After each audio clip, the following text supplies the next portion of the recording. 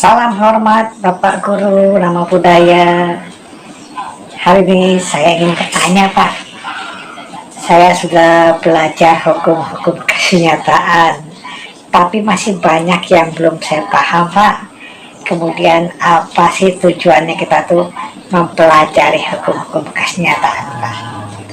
Ya padahal kita hidup di dunia ini kan secara santai saja, apalagi anak muda Pak.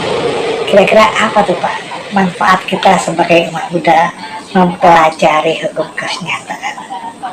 Mohon penjelasannya Pak, biar saya dan teman-teman juga bisa memahami. Terima kasih Pak, mohon penjelasannya. Namo Buddhaya.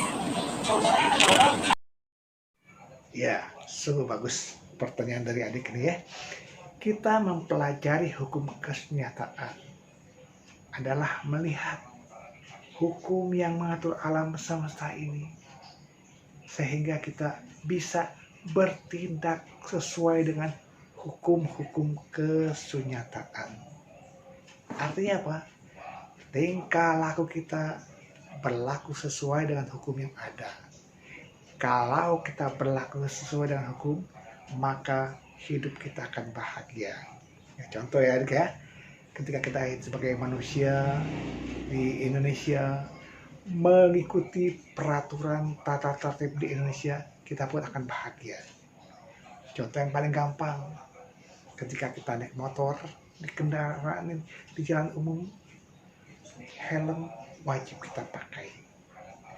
Apalagi sekarang nih, pada masa pandemi, kita menggunakan masker untuk melindungi diri, mencuci tangan di air yang mengalir, menjaga jarak. Itu adalah untuk melindungi kita dan orang-orang di sekitar kita. Demikian juga dengan adanya hukum-hukum kesenjataan, itu akan melindungi kita yang berjalan sesuai dengan hukum-hukum kesenjataan. Hukum-hukum kesenjataan yang sudah kita ketahui dalam pelajaran agama Buddha di sekolah ya. Yang pertama misalnya Cattari Arya Sacani atau 4 kesenjataan mulia. Lalu yang kedua, karma dan punarbawa.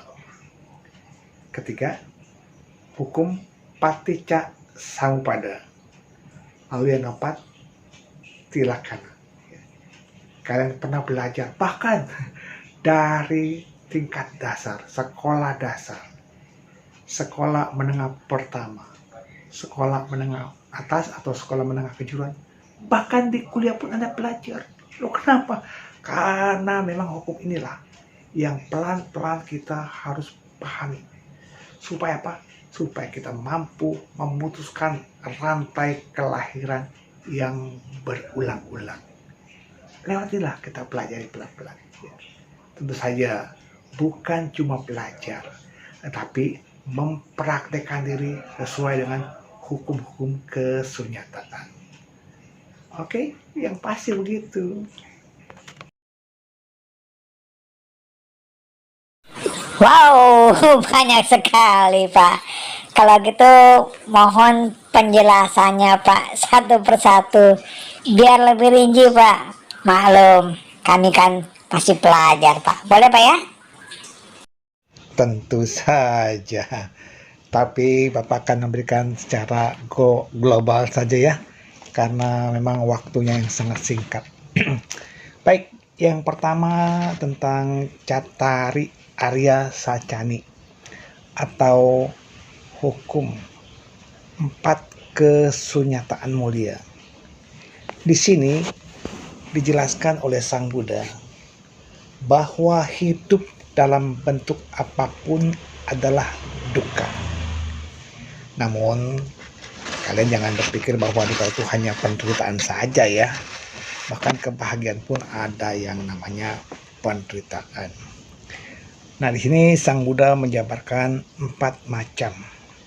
Yang pertama, kesenjataan mulia tentang dukkha. Yang kedua, kesenjataan mulia tentang asal mula duka. Yang ketiga, kesunyataan tentang lenyapnya duka. Dan yang keempat adalah kesunyataan mulia tentang jalan menuju lenyapnya duka. Hukum kesunyataan yang kedua yaitu hukum karma dan punarbawa. Karma adalah perbuatan yang dilakukan melalui pikiran, ucapan, jasmani yang baik maupun buruk. Jadi karma itu adalah satu perbuatan. Lalu kalau dikatakan hukum karma adalah hukum sebab akibat. Lalu punarbawa, kelahiran kembali, proses kelahiran kembali, kelahiran yang berulang-ulang. Nah, lalu hukum kesunyataan yang ketiga adalah paticca samupada, hukum sebab musabab yang saling bergantungan. Ya, hukum ini dijelaskan dalam 12 mata rantai. Yang keempat adalah hukum tilakana, 3 corak umum atau 3 corak kehidupan. Lalu Pak, dengan begitu banyaknya hukum-hukum kesunyataan yang secara teorinya begitu luas, apakah kita harus menghafal Pak? Bagaimana bisa melaksanakannya? Hafal aja sulit Pak. Mohon Pak penjelasannya. Terima kasih Pak. Ya, mungkin bagi para pemula, ilmu-ilmu ini, teori-teori ini mungkin dihafalkan, mungkin ya. Tetapi tentu saja lebih baik kita pahami daripada menghafal. Lalu pelan-pelan diterapkan dalam kehidupan sehari-hari. Perlahan-lahan. Ya, tidak mesti kita harus hafal semuanya. Hafal ini, terapkan ini dalam kehidupan kita. Supaya apa? Supaya membahagiakan kita. Itulah langkah-langkah yang patut kita jalankan. Kalau begitu Pak, mohon dijelaskan Pak tentang 4 kesunyataan mulia ya Pak ya. Ya, itu dulu Pak. Terima kasih Pak. Baik ya. Ini 4 kesunyataan mulia. Kesunyataan mulia yang pertama itu kesunyataan mulia tentang duka. Sang Buddha ini menjabarkan dalam khotbah pertamanya bahwa duka itu adalah kelahiran, usia tua, dan kematian adalah duka. Kesakitan, keluh kesah, ratap tangis, kesedihan, dan putus asa adalah duka. Berpisah dengan yang dicintai, berkumpul dengan yang tidak disenangi, dan tidak memperoleh apapun yang diinginkan adalah duka. Dengan ringkas, jasmani dan batin atau segala bentuk kehidupan adalah duka. Kita duka juga Pak. Ya, manusia juga masih mengalami duka. Mengapa? Karena manusia adalah bagian dari 31 alam yang mengalami lingkaran kelahiran kembali dan terikat dengan hukum-hukum kesunyataan. Namun demikian, kita jangan pesimis. Kenapa? Karena Buddha mengajarkan jalan menuju lenyapnya duka. Nah, baik, kita akan lihat apa saja yang dimaksud dengan duka atau macam-macamnya duka. Yang pertama, duka sebagai penderitaan umum. Ya, seperti kita suka sakit gigi, sakit perut, pusing, dan lain-lainnya. Lalu, duka sebagai perubahan. Kenapa? Karena yang namanya kebahagiaan sifatnya sementara. Ya, seperti kita berpesta ulang tahun, pesta kenaikan kelas pun akan selesai. Kemudian yang ketiga, duka sebagai keadaan yang bersyarat. Ya, termasuk sangkara itu pun mengalami syarat-syarat ya. Jadi makanya kita sebagai manusia cobalah belajar mengendalikan diri. Lalu yang kedua, kesunyataan mulia tentang sebab duka. Bapak Ibu sobat muda yang berbahagia, duka bersumber dari kehausan atau tanha yang menyebabkan kita mengalami kelahiran yang berulang-ulang. Karenanya hawa nafsu inilah yang mencari kenikmatan kesana kemari. Tanha itu terbagi menjadi 3 macam ya. Yang pertama, kama tanha itu apa? Kehausan akan kenikmatan indria-indria. Yang kedua, bawa tanha, kehausan akan kelangsungan. Yang ketiga, wibawa tanha, kehausan akan pemusnahan. Itu ya. Lalu yang ketiga, Sang Buddha mengajarkan inilah yang menyebabkan kita harus melepaskan duka. Apa itu? Kesunyataan mulia tentang lenyapnya duka. Dengan lenyapnya duka, maka tercapailah nibbana atau nirwana. Itu apa? Kondisi lenyapnya kekotoran batin secara total.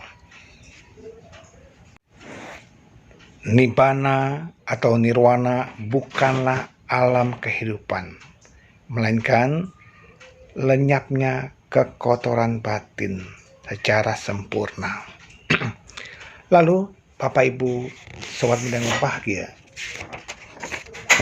Buddha mengajarkan kunci untuk melepaskan duka, dan ini dijabarkan dalam ajaran yang keempat tentang kesunyataan mulia tentang jalan menuju lenyapnya duka. Jalan menuju lenyapnya duka ini disebut jalan mulia berunsur 8, Arya Atanika Magga, dikenal juga sebagai jalan tengah, Majjhima Patipada. Mengapa? Karena jalan ini menghindari 2 hal ekstrim, yaitu pemuasan nafsu indria yang berlebihan dan penyiksaan diri yang menyakitkan. Bapak Ibu sobat muda, inilah jalan mulia berunsur 8 itu. Yang pertama, pandangan benar. Yang kedua, pikiran benar. Ketiga, ucapan benar. Keempat, perbuatan benar. Kelima, penghidupan benar. Keenam, usaha benar. Ketujuh, kesadaran benar atau perhatian benar. Yang kedelapan adalah konsentrasi benar. Baik, saya akan kupas satu persatu secara global saja ya. Yang pertama tentang pandangan benar. Pandangan benar adalah pengertian terhadap segala sesuatu dan peristiwa menurut hakikat yang sebenarnya. Penembusan ke dalam 4 kesunyataan mulia. Kedua, pikiran benar adalah pikiran yang bebas dari hawa nafsu, kemauan buruk, kekejaman, dan sejenisnya. Diwujudkan dalam bentuk pikiran yang baik terhadap semua makhluk. Ketiga, ucapan benar mencerminkan tekad untuk tidak berbohong, memfitnah, bicara kasar, omong kosong. Ada 4 syarat yang harus dipenuhi untuk dapat digolongkan sebagai ucapan benar. Yang pertama, ucapan itu benar. Ucapan itu beralasan. Ucapan itu berfaedah. Dan ucapan itu tepat pada waktunya. Lalu yang kelima tentang penghidupan benar. Penghidupan benar ini berarti menghindarkan diri dari memperoleh penghidupan dengan merugikan makhluk lain.